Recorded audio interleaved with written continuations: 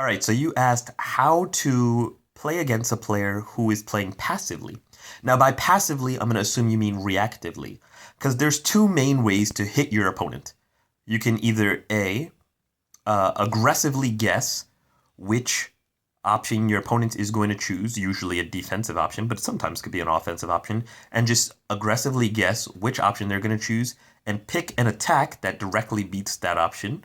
Or B, um, react or guess what action your opponent is going to use and pick a defense which enables you to launch an attack afterwards.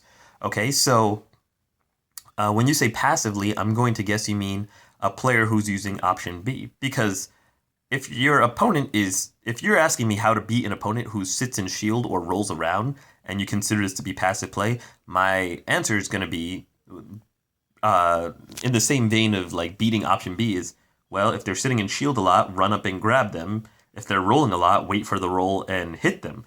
But if you're telling me you're fighting an opponent who is waiting for you to perform an action and then reacting to your action, so they have a reactive style of play, then what you should do is implement more baiting into your offense.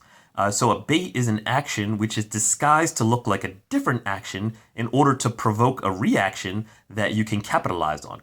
So for example, most common example is if I short hop at my opponent, then they are likely to block in anticipation of an aerial. So then if I fastball into a dash grab, now I have successfully baited them into shield, which has rewarded me with a dash grab. Against reactive opponents, you should employ lots of baits against them so that you can successfully breach their defense.